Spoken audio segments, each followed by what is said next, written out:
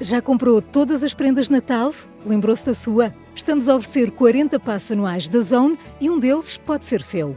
Assine hoje até 55% de desconto e habilite-se a ganhar.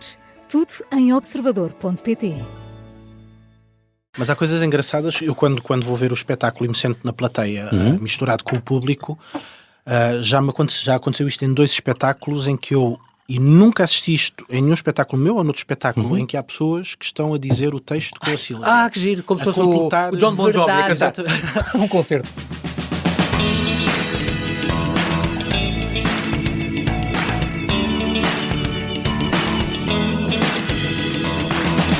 Às vezes só nos apetece estar em casa. Outras vezes apetece sair, ir de férias para uma ilha, sei lá, para as Canárias ou as Bahamas. Definitivamente as Bahamas. Bem, a propósito, estar em casa e definitivamente as Bahamas são 2 criações de Ricardo Neves Neves em cena no Teatro Variedades, em Lisboa. Ambas se passam numa sala e ambas carregam a sua marca, um teatro que conjuga o absurdo, o humor, a música e a emoção. Ele regressa ao convidado extra, mas não vem sozinho. Com ele vem Sílvia Filipe, a protagonista única de Estar em Casa, um espetáculo vibrante e inesperado, baseado nos textos e na poesia de Adília Lopes, onde a música e a palavra se cruzam num retrato poético da vida cotidiana.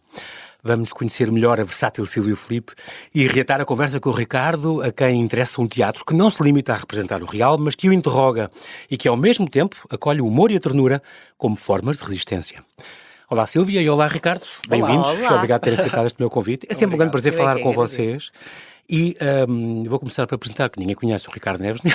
Sim, sim. Não, só porque ele está mais aqui batido, este algarvio que nós gostamos tanto e que também estudou música, é muito importante ter isto. O teu pai tocava piano, não era? Sim. E a parte da música é muito importante para ti, ainda bem.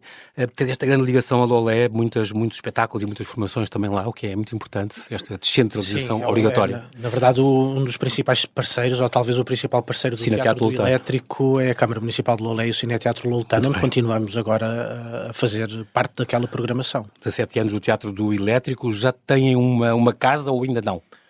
Olha, venho todos os anos aqui dizer que não, e que aceitamos sustões, ideias e ofertas de mecenas. Podem dar-nos só a porta de entrada e o resto a gente constrói. Mas sim, tu precisamos estavas num espaço que estava o contrato a acabar e que tinhas de ter que largar, acabaste de largar? Sim, era um apoio da Câmara Municipal de Lisboa. Entramos no Polo Cultural Gaivotas Boa Vista, onde tínhamos um escritório onde podíamos fazer os ensaios e estivemos lá 5 anos, 6 anos, à volta disso, ou talvez mais. Mas eu percebo que as companhias têm de rodar, há companhias novas a serem formadas e que também precisam desse apoio. Bom, na minha opinião, há também o benefício de uma cidade ter um conjunto grande de companhias e uma vida cultural vibrante. Isso também se tem que traduzir em responsabilidade, eu acho. Sim. E o facto de haver dar os meios e ver os meios, não é? Exatamente, ou seja, nós ao mesmo tempo somos uma companhia que daqui a nada temos 20 anos e temos um orçamento limitado, e a minha opção, e é verdade, eu também tenho que assumir essa responsabilidade, a opção de destinar os nossos dinheiros e os valores tem sido sempre direcionado para os espetáculos. Sim. Portanto, custa-me muito saber que existem companhias que têm, enfim, uma facilidade ao acesso de alguns espaços, e que não precisam de fazer um investimento grande. Isto é porque, seja espaço Ricardo, de ensaios, cunhas, amizades e não sei, às vezes tem a ver com um historial. Não, às vezes tem a ver com um historial maior, ou seja, são mais antigas e com provas dadas. E ao mesmo tempo que eu há pouco disse, somos uma companhia que daqui a nada tem 20 anos, também pode ser encarado como somos uma companhia que nem sequer tem 20 anos. Porque há companhias em Lisboa que têm 50 anos, 40, 60 50, anos, claro. 40 anos. E eu percebo que... Sim, mas a antiguidade não é necessariamente... que seja dado prioridade. Sim. De qualquer forma, há tantos sítios em Lisboa, apesar de tudo, Lisboa é uma cidade grande, com património. Sim. E, enfim, tenho alguma pena que esse património não esteja a ser pensado e, obviamente, também não excluo outras carências que a cidade tem relacionado com habitação, etc. Mas também irias para, por exemplo, o Elétrico nasceu na Amadora, por exemplo. Com tanto irias unicórnio. Para outro, exato. E irias para outro município na boa, ou não? Iria Oeiras, para, sim, ou seja, qualquer sítio que nos ajude a fazer um teatro mais sólido e que nos dê alguma estabilidade. Sim, iríamos sem dúvida nenhuma. Foste ator uma década e não és ator já há uma década, ou um bocadinho mais. Tens saudades? É verdade, olha, fez 10 anos que... Mas, na verdade, eu fiz para aí há 1 ano e meio um filme que era ainda do Jorge Silva Melo, que foi, entretanto... Artistas Unidos. Artistas Unidos foi assumido pelo João Meireles a direção desse filme.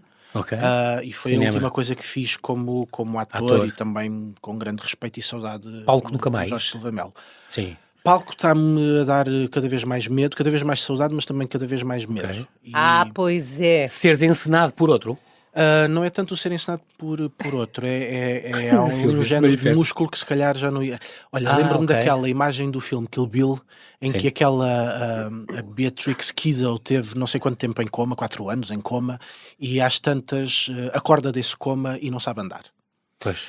E às vezes sinto-me um bocadinho como esse género de coma, ou seja, tive tanto tempo sem trabalhar como ator que... Mas não é um bocadinho como andar de bicicleta, depois retomas rapidamente, renovas? Não sei se é como andar de bicicleta, mas ao mesmo tempo eu também às vezes, como quando estou a encenar, também há ali um bocadinho de... Mas é isso que eu ia dizer, tu não saíste do meio, não é? Tu estás ali um bocadinho, e às vezes tens que exemplificar, fazes um bocadinho esse papel também. Sim, assumo, às vezes faço estar do lado lá. A cantiga dentro da minha cabeça também. E pronto, há ali um pequeno exercício que ainda vou fazendo, de qualquer forma dá-me medo. Este projeto Teatro e Cidadania é com o José Leite? Sim, agora tem sido o José Leite ele a assegurar. Sim. Era o teu assistente de encenação, aliás, neste ele é Estar em Casa. É um ator fantástico. Fantástico. E é um... Isto funciona em Lolé? Isto é o quê? Olha, Teatro e Cidadania é um projeto que nós já temos há vários anos. Começou com a escola secundária onde eu andei, a escola secundária Doutora Laura Aires, e entretanto começámos também a fazer noutras escolas do município de Lolé. Que foi fazer a ligação entre a disciplina falecida ou quase falecida disciplina de cidadania, e começámos a levar alguns textos ou filosóficos ou relacionados com questões sociais e olha, dou-te um exemplo, fizemos as cartas de Damasco da Ana Lázaro, que foi uma troca de correspondência entre a Ana Lázaro e uma miúda, adolescente da Síria. E é muito engraçado nós percebermos, e na altura esse texto que foi escrito foi na altura do conflito da Síria e toda a crise humanitária da Síria. Tremendo. E esse texto que estava em cima da mesa para ser feito, entretanto, rebentou a guerra na Ucrânia e nós achámos que esse texto conseguia também, de qualquer forma, fazer a ligação com a realidade da Ucrânia e agora a questão da Palestina, etc. E percebermos que, mesmo num contexto de guerra, mesmo num contexto de sofrimento profundos, e de insegurança e enfim, todas as coisas que nós vemos na televisão, as pessoas continuam a sonhar e continuam a pensar no seu futuro e a ter desejos para a sua vida e até ser banais, comuns, dizer coisas e dizer graças e ter sentido de humor mesmo nesse tipo de contextos. E às vezes aquela ideia de do outro lá longe vive uma realidade que não me interessa é uma coisa que nós... mesmo com resultados relativos queremos combater. Até porque neste mundo globalizado que nós vivemos, as guerras passaram a ser aqui à porta, já afetam toda a gente, até na economia e tudo. Engraçado, porque as artes têm de facto um papel muito importante nisso, o contexto em que vivemos e o que é que ainda podemos fazer e não estar derrotados também, não nos sentirmos tão derrotados logo à partida. Falaste da Ana Lázaro, era a mesma do Anel do Unicórnio? Exatamente. Pronto, aliás, onde vocês já tinham colaborado os dois. Exatamente. Já. Porque tu também entraste no Anel do Unicórnio, nessa exatamente, ópera para crianças, tu e do Martim, foi. Tiveram cá a falar disso. Acho que foi a única, não foi ela na Reconquista, não. Não. Foi, não, a Reconquista da Olivença também entras, também és contigo. Era a rainha, era a atriz principal do espetáculo. Era a rainha. Aquelas roupas. Não era a principal, vá.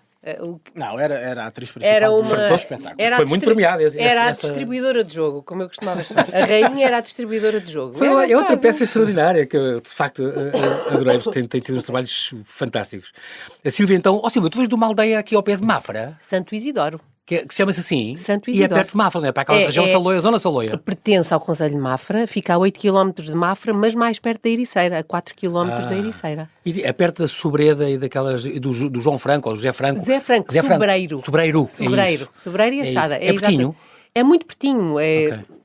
Santo Isidoro, não sabia, já escrevi. É Santo Isidoro. Ela vem de uma aldeia, disseram-me, já não sei quem, acho que foi no Variedades, disseram-me isso, uma aldeia ao pé de Mafra, para uma família muito tradicional, muito religiosa. É, Santo Isidoro, exatamente.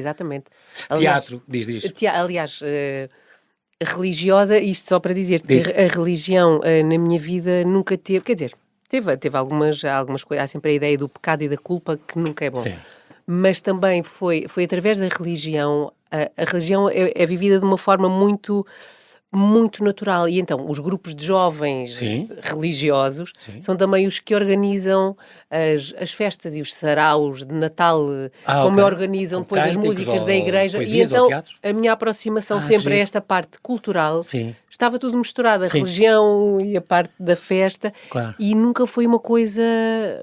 Bem, também muito devido, se calhar, à forma como os meus pais viviam a religião. O meu pai... O teu pai vive em Évora, não é? Neste momento? Não. O meu pai vive... Eles vivem todos em Santo Isidoro. Okay. Toda a gente mora em Santo Isidoro, exceto a minha irmã, a família da minha irmã. Sim. Mas sempre foi uma pessoa que sempre gostou muito... Foi um menino que teve uma educação, foi dos escolhidos para ir estudar para um seminário. Ok. Passou pelo seminário. E então o que seminário dava... menor, na altura, era calhar, um bocadinho para catrapescarem pessoas, vocações, mas para quem depois não seguia, que foi o caso do meu pai, que depois, pronto... saíram, quando perceberam que tinham interesse por namoraditas e tal, enfim. Sim, não tinha vocação. Mas ou melhor, tinha vocação para outra coisa. Mas tinha o benefício da formação. Claro. Que acabavam eram letrados. Eram muito letrados. O meu pai teve latim, teve... Antigamente era mesmo assim, ou para o exército ou para o seminário, era onde as crianças, às vezes, de meios mais pobres ou mais carenciados, que acabavam exatamente. Tinham formação e era uma promoção para aquelas famílias. Foi do lado muito positivo da igreja, era nisto. Portanto, o meu pai foi um dos privilegiados, quase, dos meninos escolhidos para irem estudar e, portanto, que lhe deu este gosto pela parte cultural. O meu pai canta muito bem, mas nunca teve formação nenhuma, mas deu-lhe ali uma abertura de pensamento. Sempre foi ele que trouxe depois para Santo Isidoro os Bernardos Santarenos e todas estas coisas, este gosto... E era ele que ensaiava. Tens de fazer um espetáculo, o teu pai a tocar e o pai dela a cantar, e assim faziam um espetáculo dos pais. Chamado dos pais. O pai já existe. O meu pai, infelizmente, neste momento não está um pouquinho... ainda está debilitado um pouco, mas vamos esperar que agora a coisa melhore um pouco. E como é que uma miúda que veio de Santo Isidoro depois vai viver no Bairro Alto, viveste no Bairro Alto, que é o oposto da agitação e da... Eu costumo dizer que a minha vinda para Lisboa foi assim nascer outra vez.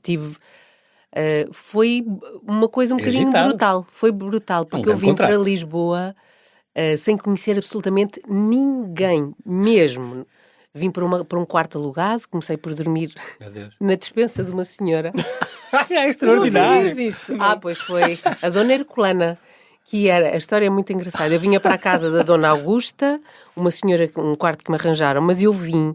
Era uma senhora alentejana que tinha enviuvado há pouco tempo e que tinha ido para o Alentejo com a morte do marido e que nunca mais se lembrou que era a altura de eu começar as aulas, que era setembro, no conservatório. E eu chego com os meus pais para ir para o quarto e vem... Lisboa também é uma aldeia, não é? Claro, nos prédios. E venho, toca a campainha, a vizinha de cima, que era a Dona Herculana, ouviu. Mas a Dona Augusta não está cá. Mas achou-me graça. Porquê? Porque a Dona Herculana era uma, como é que se diz? Corista, sim. Do Parque Meyer. Pronto. Uma mulher linda, de olhos verdes, mas que já tinha 70 e muitos na altura, e que me achou muita graça por eu vir para teatro. Exato. E então, era uma... Gira, apoiarem-se uns aos outros, muito naquela gira. rama. Não, ela, para vir ao contrário da Dona Augusta, que nem pensar ter lá mais a casa, a Dona Herculana alugava sempre um quarto. E só alugava a homens. Deus me livre, mulheres muito complicadas, não quero cá nada, sempre a correr de um lado para o outro, a lavar as cuecas, era isto. Ela diz, não, só aluga homens, são muito mais fáceis. Mas achou-me graça. Pronto. Disse, bem, eu tenho o quarto alugado, mas tenho lá uma despensazinha que tem um divã. Se a Sílvia quiser ficar enquanto a Dona Augusta não chega. Aparece. Sim. A Dona Augusta não chega. E eu lá fiquei, porque simpatizámos muito uma com a outra. Uma mulher, por acaso, se calhar já deve ter morrido, imagino. Mas pronto, mas foi... Mas não deixou de ser muito violento, portanto, porque não conhecia nem ninguém. Brutal, exato. Nem na escola, nem no conservatório, nem professores, nem colegas, nem nada. Eu parecia mesmo não sei, era... Um extraterrestre. Foi um extraterrestre, mesmo. Silvia, porque de onde é que te veio este fascínio pelo teatro? Exatamente pelo meu pai. Que sim, okay. Exatamente pelo meu pai. E eu acho que desde pequenina na escola primária, naqueles resumos, naquelas avaliações que os professores fazem sobre nós, que era em papel ainda, não é? Havia sempre atividades que mais gosta. cantar, dançar, fazer jogos e teatros. E a minha mãe, que se queixa a vida toda, e a minha irmã, que é 6 anos mais velha, deu-lhes roubar as roupas, levava para a escola para organizar teatros. Com as roupas delas, que nos ficavam muito mais compridas e que dava para ser os vestidos de princesas e de várias coisas. E depois acho que tive a sorte das pessoas também irem reconhecendo isso. O teu jeito e o teu talento. Sim. E o meu pai tirou eu nas provas para o Conservatório de Teatro, no Bairro Alto, fui a única candidata que levava o pai. Que levava o pai. Mas muitos levam, só que se calhar não aparecem ou escondem. Não, o meu pai estava lá comigo. Tirou um dia de trabalho, meu pai, que não foi uma pessoa que nunca faltou, para ir comigo. Porque eu era mesmo...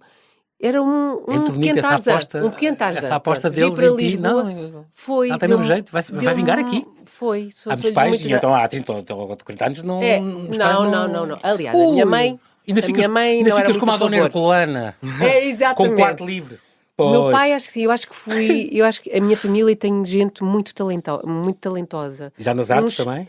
Nas artes, mas tudo assim em espontâneos. Okay. Uns escrevem muito bem, outros tocam, mas nunca sem ninguém aprender nada. Autodidatas, portanto. Eu fui a primeira geração a fazer, a ganhar formação. E acho que o meu pai também reconheceu isso e percebeu, porque era impensável, são tudo pessoas de trabalho, os meus avós. O meu pai costuma dizer, na minha altura não existia, as pessoas tinham famílias numerosas, 12 filhos, 8 filhos, 9, e não havia desemprego. Porquê? Porque era impensável, os filhos não iam estudar, mal começavam a crescer e começavam a trabalhar. A ajudar na casa, na lavoura, casa e na lavoura, claro, não havia... Ou na fábrica, onde fosse. E ele mas ele sempre foi um bocado um visionário. Ele sempre achou que era importante dar esse salto. E agora já tenho mais gente na família, já tenho... já é sobrinhas e assim? Já. Olha, o Miguel Filipe, a Rita Filipe, muita gente que, entretanto, foi, felizmente, que se abriu aqui E as coisas são diferentes. Vir a Lisboa era quase um dia. Quem vinha a Lisboa tinha que se apanhar autocarros da Mafrense. Quase a viagem à Patagónia. Hoje em dia temos pessoas que trabalham em Lisboa, vão e vêm todos os dias. Sim, claro. A Sílvia tem uma prima que é uma cantora lírica extraordinária, mais nova, com quem nós fizemos as Cortes de Júpiter no CCB. E também fez a formação no Conservatório. Exatamente, e é uma miúda muito talentosa. Onde é que ela cantora lírica. Ela está em França, em Paris, não é? Ela está no Conservatório de Paris, já deve estar a terminar. Não sei quantos. Sim, ela é extraordinária. Extraordinária mesmo. Isso já perguntei ao Ricardo, mas tenho que perguntar a ti. Que magia é que tem o teatro, Sílvia? O que é que o teatro, em relação às outras artes, todas são importantes, todas são boas, cinemas, coisas, literatura. Sim. O que é que o teatro tem assim de especial que as outras não têm e que tu achas, só isto dá imenso valor a esta arte? O teatro, para mim, tem um lado quase ritual. Tem a ver com a questão quase do tempo em que as coisas acontecem. Porque fazer televisão ou cinema também é a mesma coisa. Eu não sei se tem a ver com a minha dificuldade, às vezes, por ser um bocadinho mais dispersa, ou por o facto de ser teatro e de haver ali fechar uma bolha que se cria de ritual que me permite... E o tempo de construção, assim, real, mas a própria construção está na base. Sim. A base para construir permite sempre, quer dizer isto porque também nunca fiz um trabalho com muito tempo em televisão, estas coisas, somos testados a níveis diferentes. Costumo dizer que não é mau, aliás, é bom para os atores também fazerem, por exemplo, televisão, porque é uma resposta que tem que ser muito rápida. Não há tempo para ir para casa a pensar naquilo. E no início, quando fiz televisão, fazia uma cena e acontecia-me uma outra vez ir para casa, ainda a passar a cena, a pensar como devo pensar, mas disparate, isto já está feito, já está gravado.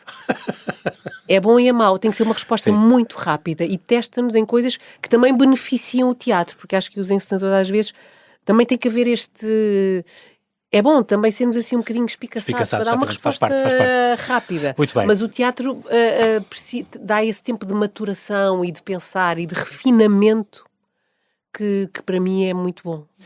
Sílvia Filipe e Ricardo Neves, temos que fazer aqui um brevíssimo intervalo, já voltamos à conversa, até já.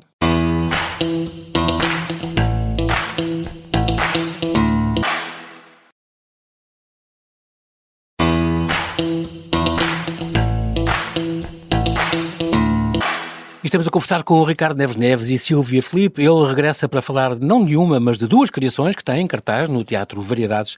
E ela é a protagonista única de uma delas. Estar em Casa, um espetáculo vibrante e inesperado baseado nos textos e na poesia de Adília Lopes. Muito bem, estamos aqui então a falar destas duas criações. Tu, como dizes sempre, eu gostei de lembrar isso, dizes sempre, um teatro não deve ser só para representar o real, mas que interroga as pessoas. E estas duas coisas interrogam muitas pessoas, o que é muito curioso. Sempre com a tua marca, Ricardo, do absurdo, do humor, da música, da emoção. Estar em Casa, então, está aqui no Teatro Variedades, até dia 11 de janeiro,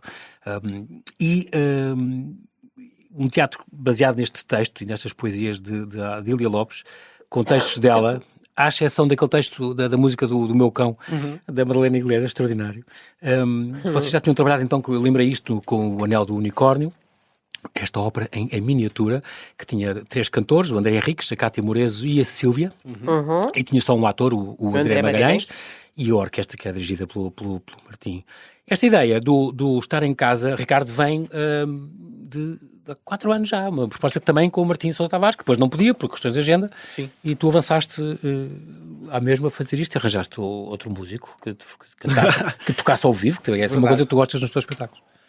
Sim, é uma coisa que eu valorizo muito porque existe depois uma ligação muito presente e desenvolvida com o próprio ator, ou elenco, ou neste caso uma atriz, e que acompanha o movimento e a dinâmica que não são sempre iguais, nem durante os ensaios, nem depois durante os espetáculos. E então o espetáculo, depois de estrear e na repetição, continua a crescer e a desenvolver-se, e ter música ao vivo pode acompanhar precisamente esse florescer dos espetáculos. Sim, o Estar em Casa começou, e na verdade o título, eu falo muitas vezes do Martim neste espetáculo, apesar do Martim não ter acabado de colaborar, enfim, não participa no espetáculo, mas o título foi escolhido de 2018, não é? Um livro dela. Sim, e podia ter sido qualquer outro título, porque quando nós nos propusemos a fazer o espetáculo ainda não havia uma dramaturgia fechada, portanto podia ser qualquer outro título de livro ou uma frase de Adília, ou podia ser qualquer outra coisa, e foi o Martim que escolheu o título deste espetáculo. Boa. Sim.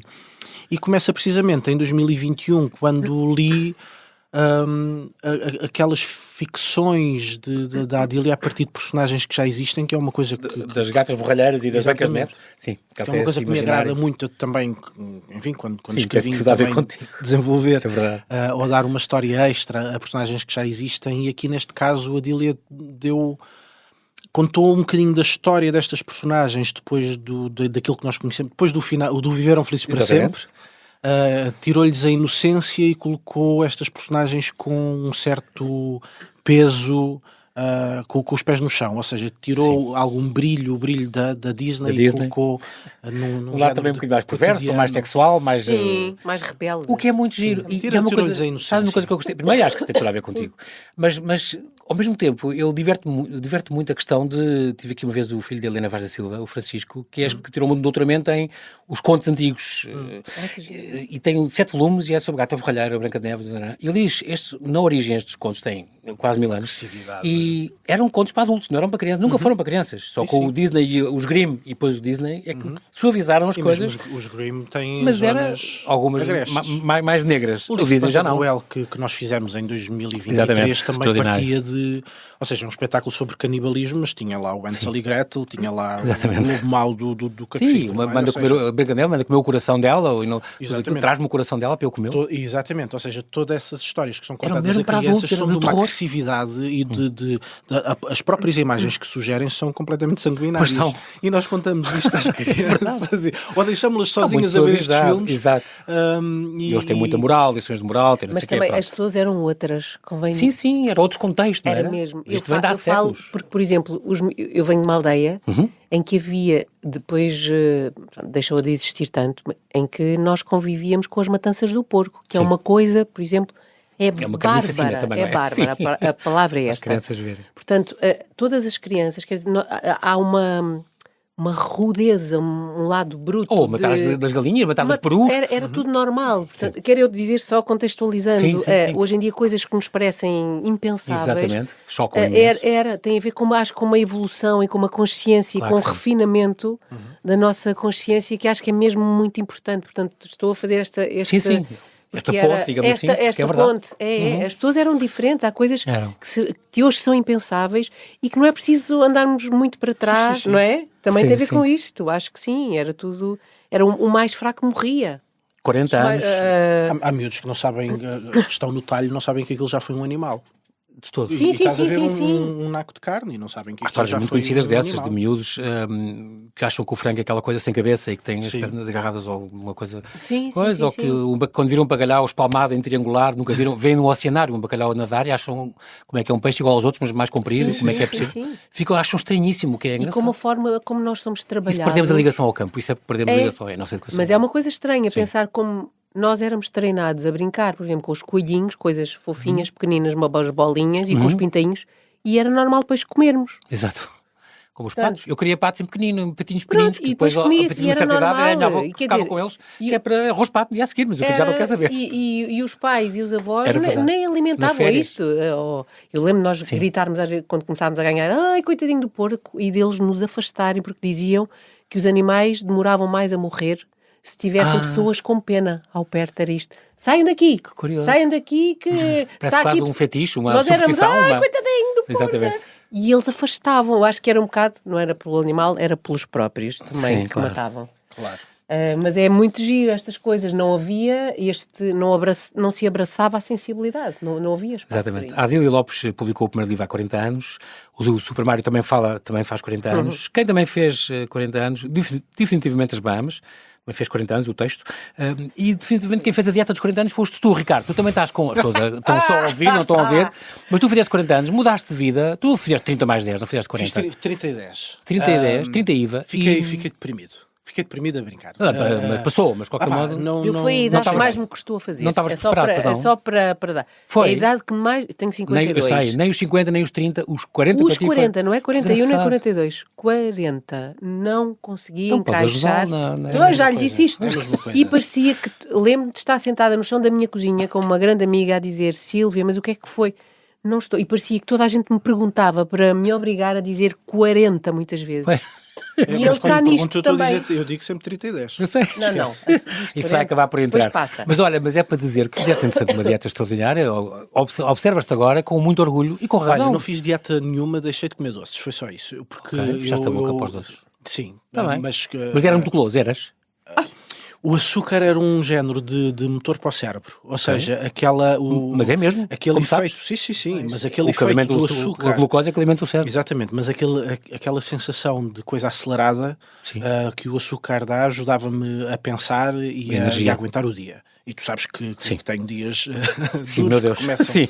Olha, agora estava a dizer Aconteceu isso com estar em casa, quando ele se fechou 3 ou 4 dias... E aparece-me depois a dizer: comi tanta porcaria. E chocolate todos os dias, chocolate em todas as refeições. Chocolate... Eu ouvi-te uma vez a dizer isso: comi chocolate em todas as refeições. É verdade. Eu quero essa dieta. Aparece-me com borbulhas. Mas eu... Exato, acne juvenil aos 40. Sério? Mas na altura em que eu estava a fechar o texto, eu fechava o dia de trabalho a comer um frasco de doce de abóbora. Não, Nutella não. Doce de abóbora... À colherada. É o único que eu gosto. Nem era preciso pão ou bolachinhas ou não sei o quê. Era à colherada, pumba. Depois ia-me deitar. Mas de facto, quero que saibas isso. Eu sei que vai entrar, daqui a uns tempos entra, mas para dizer que estás muitíssimo bem. Olha, ainda bem que dizes assim, que eu estou muito encalhado. Apareceu uma porta de casa, nem é preciso nada. Não digas isso! Não, mas é sério, eu sinto que ele está bem e está em alta ligação, é a segunda fase. Isso passa. Ele só precisa de umas férias, mas ele está viciado. E depois, este de facto é um mergulho nos textos e na vida e na poesia de Adília Lopes, portanto, estamos a falar da Maria José. A Maria José, que é uma pessoa extraordinária, esta escritora, que depois, Adília Lopes, portanto, é um pseudónimo que ela depois escreveu, Maria José da Silva Viana Fidalgo de Oliveira, e ela dizia mesmo: eu sou a Maria José. A Adília Lopes é uma coisa postiça, não é bem. Não a Maria José é que se tem que preocupar com as contas. Dizia ela?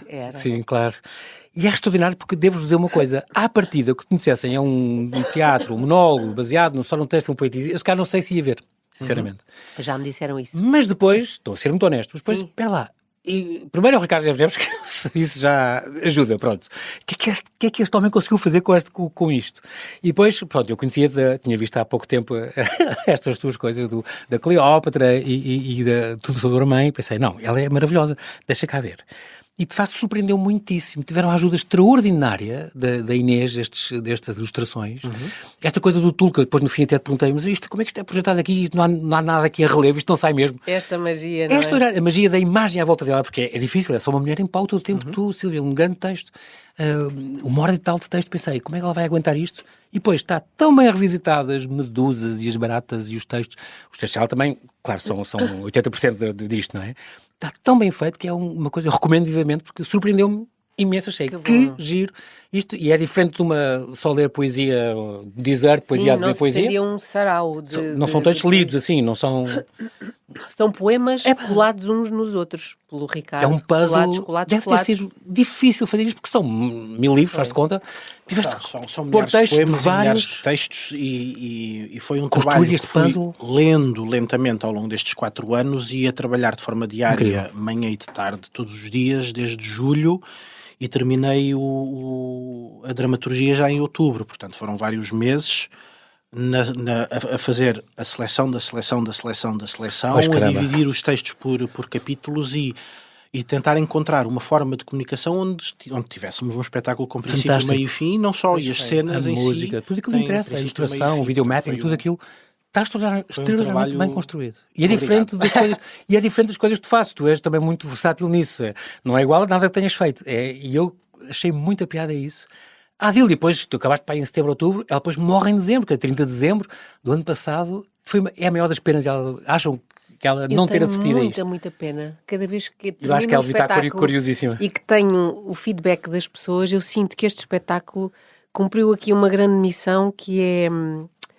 Há muita gente que não conhecia a Adília Lopes mesmo. Exatamente. Ou que conhece assim coisinhas pequeninas. Sim. E que saem daqui com muita vontade. Olha, o meu sobrinho, por exemplo. De ler mais, conhecer mais. Sim. E que têm vontade. Tens que emprestar o bandolim? Ou tens que emprestar... Porque há coisas que acham, como ela tem coisas tão surpreendentes, que acham que é do Ricardo. Pois. Há textos e coisas que dizem, o Ricardo fez ali disso. Não. Ou com o Paulo Rego. Ela acha umas coisas que são...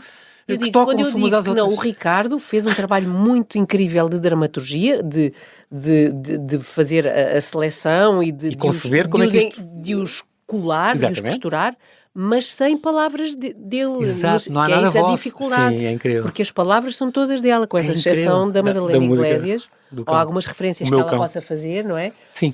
Mas, e acho que ela beneficiaria muito, tenho a sensação, se calhar. Os textos são ditos, não lidos. Um diário, no fundo, lido em voz alta. E, portanto, a parte toda de passar à sala, a cadeira onde ela habitualmente escrevia, é extraordinário. Mas há coisas engraçadas. Eu, quando vou ver o espetáculo e me sento na plateia, misturado com o público, já aconteceu isto em 2 espetáculos em que eu... E nunca assisti isto em nenhum espetáculo meu ou noutro espetáculo em que há pessoas que estão a dizer o texto com a Sílvia. Que giro, como se fosse o John Bon Jovi a cantar um concerto. Que é o texto. As pessoas conhecem o texto, mas a Sílvia tem, enfim, o seu ritmo, a sua coisa, a sua voz, claro.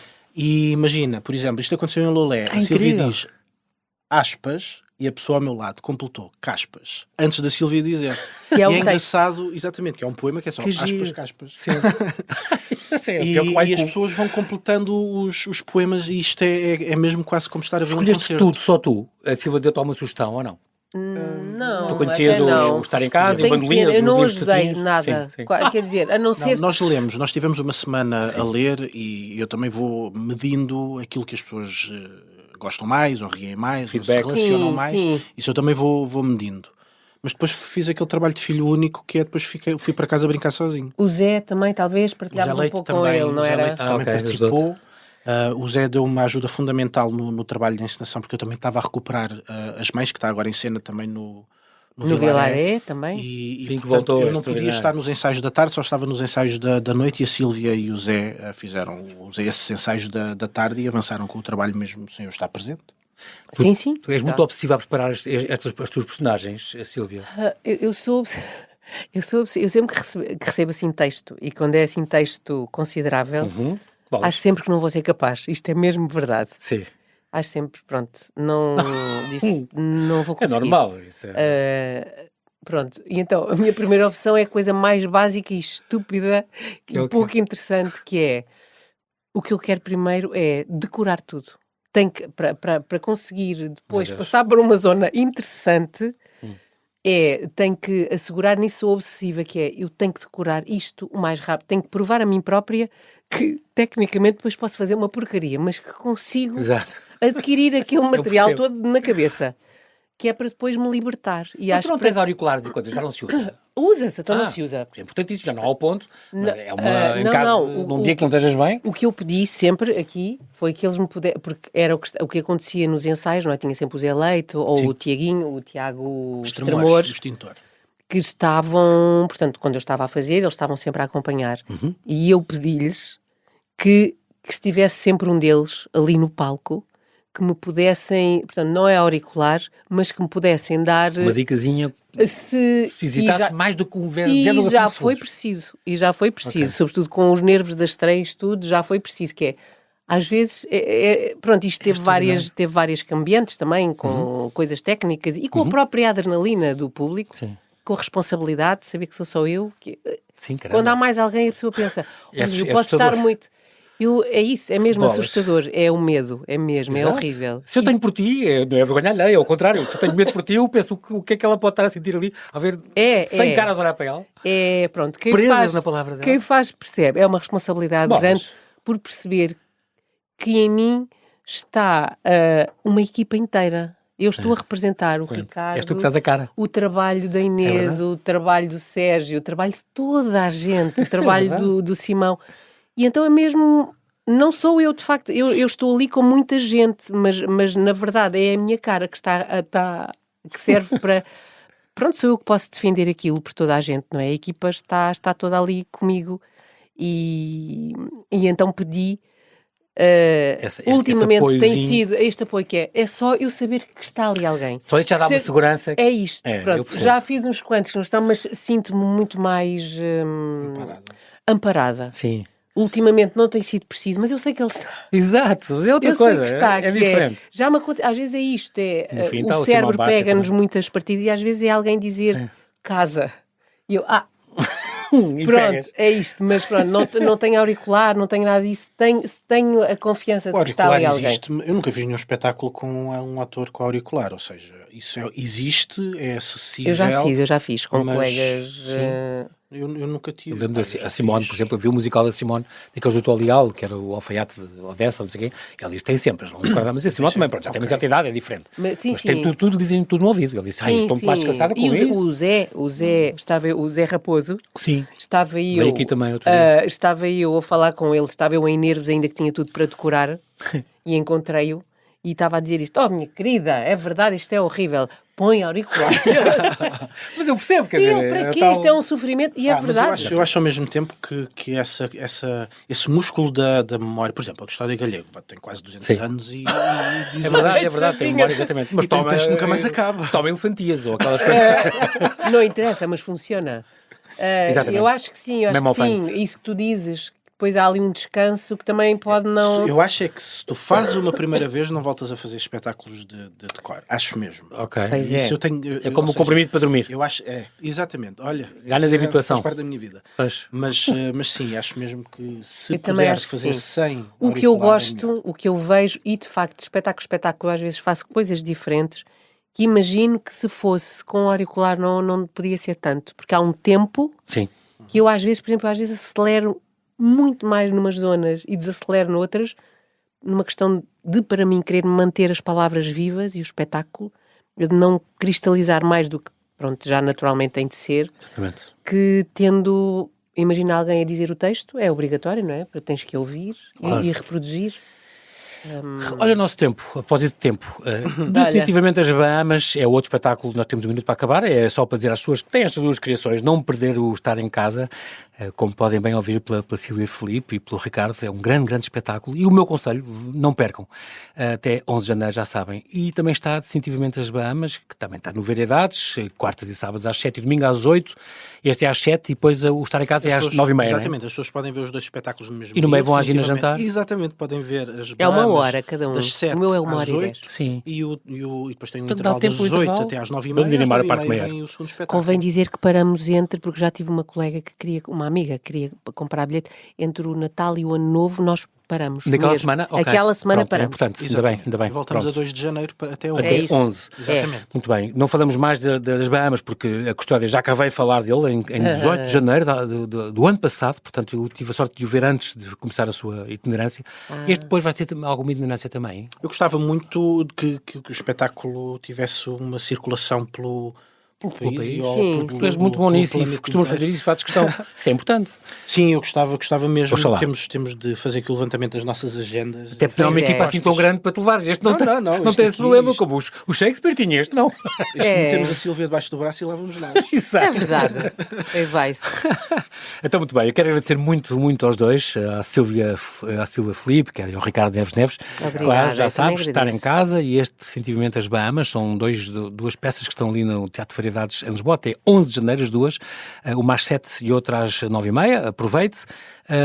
E Silvia, há de voltar porque eu gosto muito da tua energia também. O Ricardo já sabe, o Ricardo já tem direito pela bonequinha. Mas tu, porque é a quinta vez que vem, mas tu vais voltar porque de facto divertes muito e fazes coisas muito diferentes, em registros diferentes e sempre com uma grande qualidade e um grande brilho profissional. És um grande exemplo para nós todos. Bem-ajam e aos dois, boas festas. Obrigada igualmente.